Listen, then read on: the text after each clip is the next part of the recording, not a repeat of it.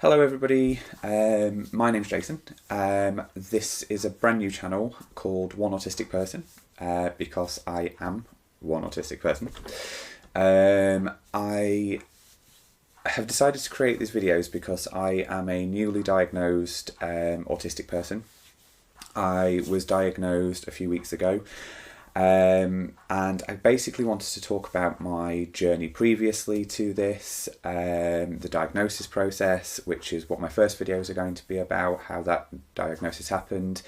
And I am also currently going through the diagnosis process for ADHD on the back of suggestions from people who diagnosed me for autism. I'm doing that through NHS Right to Choose, which is slightly different to what I did with autism, which was a private diagnosis. So I thought it'd be interesting to go through the different things with that. So at the moment, so what my first videos are going to be sort of talking about the sort of leading up to the diagnosis, the reason why I went for the diagnosis, the reason why I went for private diagnosis. And I want to go through sort of step by step what that diagnosis process was like, because I know it's a thing that people talk about a little bit, but I'd like to talk about it a little bit more, and because it's fresh in my mind, it's quite kind of like really want to sort of talk it through. So this video really is just talking briefly about why I got diagnosed, a little bit more about myself, just to introduce you to me, but why I got diagnosed, sort of what led me to that, sort of going through the self-diagnosis process. So, like I say, I'm currently diagnosed as autistic. I am autistic, that I believe, and so do the diagnosticians for my autism, felt that I needed an ADHD diagnosis, which I wholly agree with. I have a lot of traits around that. I also have anxiety and depression as well. So I kind of wanted to go over that and how I see that personally, because I feel like all four of them interact with each other, because I would consider myself as a self-diagnosed ADHD. So I kind of see myself as diagnosed with all of those things if you go with self-diagnosis for the ADHD. But the other three I am formally diagnosed with. So for me, it's kind of like realising that I was autistic. I kind of feel like autism is who I am. It literally is inbuilt into my brain. It's the way that I identify the world around me. It's literally every process that I have in my brain is sort of through an autistic lens. Whereas ADHD is, I kind of feel like it's something I have. So it is a condition that I have. It drives me sometimes. It has an effect on me, but I don't feel like it is who I am as much. I don't know whether that's because I am autistic as well as ADHD. I don't know whether that's the reason why that they kind of feel so separate for me. But I kind of want to delve into that later, probably once I've had my diagnosis, if I get my diagnosis, of course. But as it is at the moment, I feel like autism is who I am, ADHD is what I have. I feel like anxiety is something that I live with, so it sort of is there all the time. Anxiety is continually there. It's another driver for me, but it's I kind of put up with it. And then depression is something that I suffer through, and that is much more periodic and situational, and is a reaction often to probably the other three interacting with each other, and how the world feels to me and becomes overwhelming. So I wouldn't call burnout depression. I would say that burnout has depression within it, but I probably feel depressed once or twice a month. But sometimes I will feel depressed for a whole month. It just depends on the situation. So I want to delve into that deeper later. There's kind of an analogy I've been trying to use to try and explain things to my family and my friends since I have been diagnosed, and since sort of my realisation of this, and trying to explain why I feel the way that I feel and how these conditions sort of interact with each other. And the best way that I can describe it, and I feel like every autistic person, every person who has comorbid conditions, so it will have a way of describing this. So for me, autism, so I kind of like see it as the electrics in a house and how they work and things around that. That's kind of how my brain's seeing it. So autism would be the wiring of the electrics in the house, and ADHD would be the appliances. So it's that autism is the wiring, so it's the electric, it's how the electricity gets to the appliances, and then my get up and go, the sort of spontaneity of things, so the appliances switching on, is ADHD. Whereas anxiety would be the people in the house switching on those different appliances. So that they're doing things and changing things all the time. So and there's no control over it necessarily.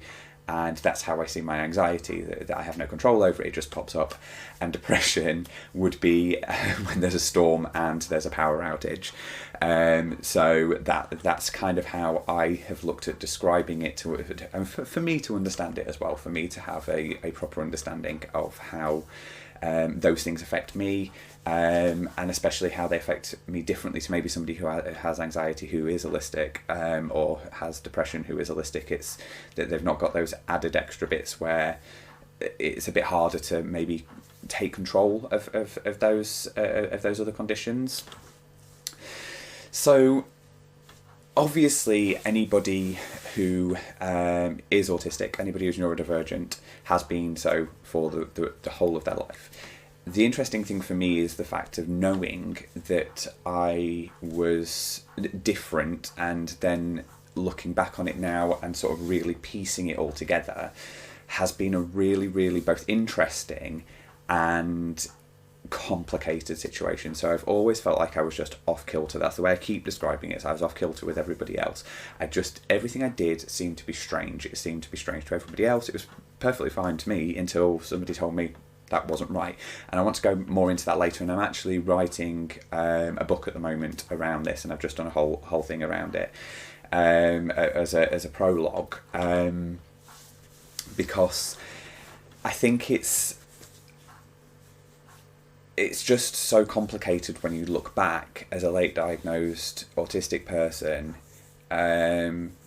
because you're really, really pulling apart so much of your childhood and sort of looking at it, and it's been quite complex from sort of the self-diagnosis bit, but certainly after my diagnosis, because I feel like something changed for me after my diagnosis. It was harsher than I expected, as in my thought process around it.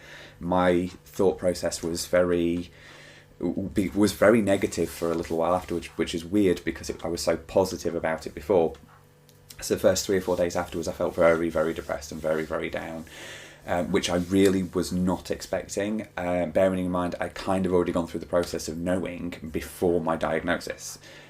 But actually knowing was way harder than I expected, and I found that I was very angry and frustrated at the whole of my life. Everybody in my life for a few days I was angry at, including myself. I was angry at myself for not going earlier. I was angry at my family for not getting me diagnosed, and then I realised that I'd already worked all this out before. The DSM-5 changed everything, so it meant that it was more likely that I would be able to be diagnosed with this. I wouldn't have been diagnosed 30 odd years ago when I would have been able to be diagnosed. So looking back in and sort of picking apart my whole childhood, which I kind of want to do once I'm in a better headspace with that, because I still sort of go towards being a little bit depressed about it, and I don't want to be when I talk about it, because I want these videos to be as upbeat and happy as possible, because yes, there are some downfalls that come with this diagnosis, but I have overarchingly seen it prior to it as positive, and now feeling very, very positive, two weeks later, feeling extremely positive about it again. And I just want to share that experience, and again, that's why I'm doing these videos. So like many late diagnosed autistic people, as I got older, I started sort of realising, like I say, that was different, but I started having understanding of mental health issues. So I have basically thought that as everything, had conversations with my doctors many times, but I don't have a very good relationship with the NHS. I find them very difficult to deal with, and I always have done. I have had many meltdowns in doctors, which have come across as me being quite up and down with my with my mood. They've always said that it's because of the depression and the anxiety together, but I had sort of looked at the possibility of it being BPD, which I really thought for a while that it was, which now I can see that is a diagnosis that gets given to people a lot before, and I can see why. But as I was looking at it, I was kind of like, no, this isn't me. And the doctor was like, no, this not. The doctor was like, I don't think you are, but didn't give any other solutions to what it could possibly be. I looked into bipolar again. Often something that late diagnosed autistic people think potentially is there. I think maybe more so if it's ADHD as well, or maybe ADHD would play into bipolar a little bit more as a potential alternative diagnosis if it was not being diagnosed correctly. At one point, I did think that it was schizophrenia, but that was purely at the worst possible time in my life when I was 26 years old. My partner at the time died, and I obviously didn't handle that very well. First person in my whole life to die, and I was the person that had to deal with all of the admin and everything else, and looking back at that now, obviously an autistic person doing that by themselves, definitely not something I would suggest to do, especially if you're an undiagnosed autistic person. Not that you would know necessarily, but it was absolutely terrible. But I at one point was having hallucinations and hearing things and seeing things, and what I realised is that was because I was on sleeping tablets and I wasn't sleeping still because of the stress. So I realised that that's the reason why those things were happening. So that was the hallucination bit, which was where I had got that thought process from, has never happened before and has never happened since. So it's definitely not that. Also PTSD, but I had no trauma as a child. No major trauma, just the amount of trauma you would expect to have as an undiagnosed as an undiagnosed autistic person. Like I say, my relationship with the NHS has been extremely complicated, and I want to do a video about that at some point, to sort of go through how I feel about the NHS, and that will sort of play into as well the ADHD diagnosis side of things and things like that. So I feel like I'm talking really quickly in this video, and I do talk very quickly, so I'm hoping that's okay with people. Yeah, so I like I say, I'm hoping to do a video on the NHS because I think there's some really good points, but I just think they're let down a lot, and the resources are not there. And I'd love to have a look at ways of how I could help with that. I don't think there's nothing I can do, but locally maybe helping with that process. So yeah, so sort of it's actually after my partner died, I was put on a medication called 𝐟𝐸𝐺, which really does help with the anxiety side of things, which kind of helped a little bit, but then it never helped with the autism traits or the ADHD traits, and at times it doesn't work for the anxiety and the depression. But that kind of put me in a place where I felt as okay as I'd ever felt. So it could, because the anxiety wasn't so up and down all the time. So for sort of 10 years ish, between maybe not 10 years but 8 years from when my partner died until about 18 months ago, I'd kind of just completely cut myself off from the NHS and didn't, unless I absolutely had to use them, and very rarely spoke to them. I just find it very, very stressful. I have really, really bad social anxiety. I have really bad sensory issues with my autism that just make doctors very, very difficult. Don't like talking on the phone, so there's so many issues, and I've kind of not taken care of myself because of that. That is changing. I've completely changed that now, which is a really good thing that's come from the autism diagnosis, is realizing that I need to be in contact with healthcare. But about 18 months ago, I found 2 YouTubers that changed my life, and that was Meg from I'm Autistic Now What Now? Now What? I want to say What Now? Now What? And Orion Kelly. So that was a sort of road of self-discovery as I watched those two. There are many other people I've watched. I mean, I have watched hundreds and hundreds and hundreds of hours of YouTube content. It's literally been my life to my partner's despair. That I live and breathe it. And that includes trying to understand everything I possibly can about autism in general. But I kind of then went on this sort of just self-discovery, and then that led to me sort of self-diagnosing, and then coming into my diagnosis. But one of the things that I've really realised is that, so I am a full-time employee. I work for a charity. I'm a regional retail manager that covers 10 shops, and I have 24 members of staff, I think, 11 or 12 of which I directly manage. And I realised how complicated my life has been because of work. I have struggled to stay in a job for more than 2 years. I have done it, but I really struggle after the 2-year mark, and I now understand where that's come from. I spoke a lot to my autism diagnosis team about it, and it's all around, you know, me not understanding the social situations and me becoming overwhelmed by it all, burning out, working far too much, and feeling very resentful, as well as also kind of becoming scared of social interactions because they're building up as negative thoughts in my head. So one of the things that I really want to do moving forward is I plan on starting up my own business / charity. So it would be a business and a charity that's attached to it. And that business will be specifically to look at making a neurodiverse, so both neurotypical and neurodivergent people working together, but a very person-centric situation, but an understanding of the fact that everybody thinks differently, and actually the way we communicate at work is the most important thing, and understanding each other is really important, and being able to openly have those conversations and then be open and dare to talk about, not necessarily saying about your diagnosis, not saying about anything to do with you personally, but this is how I prefer to be communicated with. This is how I prefer my working week to be.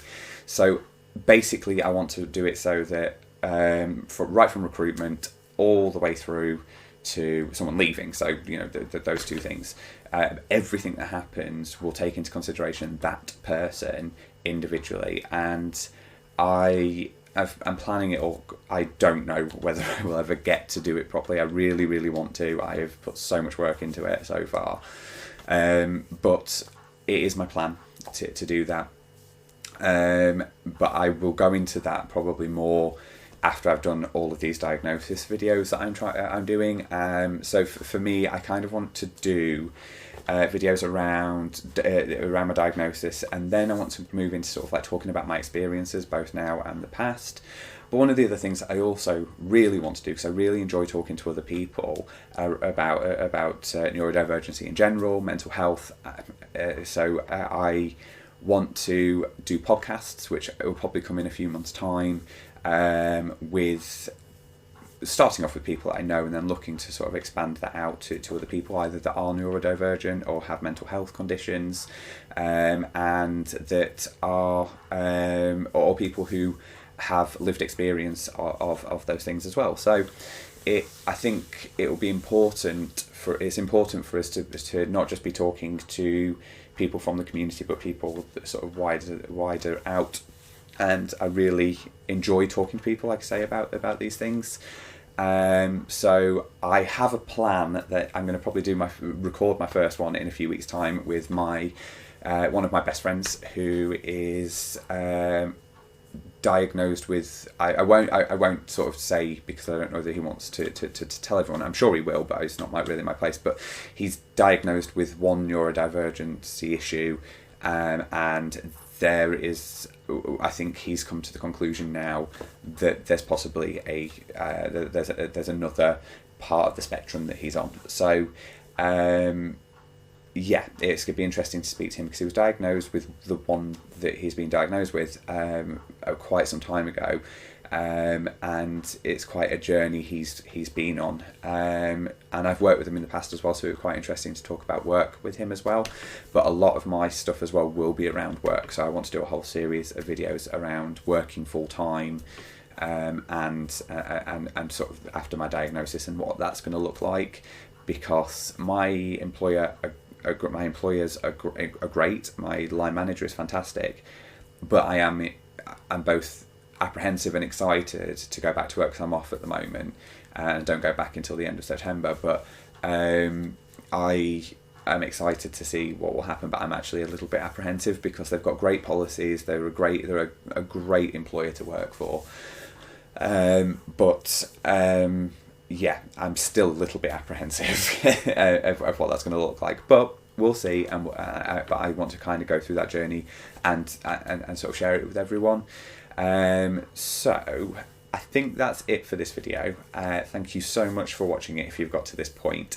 What I'll do is, so the people who diagnosed me were Veritas autism assessments. They were absolutely brilliant, and each one of these videos that I'm doing that's talking around my diagnosis, I'll put a link in the comments to say this is them, so that you can see who they've used, who I used, once you're listening to it, if you like what I say. Obviously that's not me promoting them, they're not paying me, it's just I had such an amazing experience with them, and I know some people haven't had amazing experiences. I think, you know, if you watch all of the videos around a diagnosis and you feel like that's the experience you want, then I would suggest personally to go and use them. But it's like I say, that is just me saying that. It's not promoting them at all. It's just me saying that my experience was great. So if you've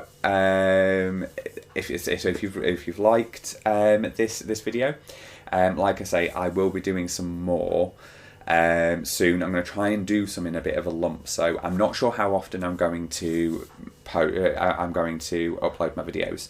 I think it will be, I will try and do one a week as a minimum, but I'm going to try and do more. I'd love to do it 3 or 4 times a week, but just life gets in the way, unfortunately. So if you've liked this video, if you could like, subscribe, comment and share, all of those really good algorithm friendly things as my first video. Obviously it'd be great if you can help me out there. I hope to see you soon, and thank you very much.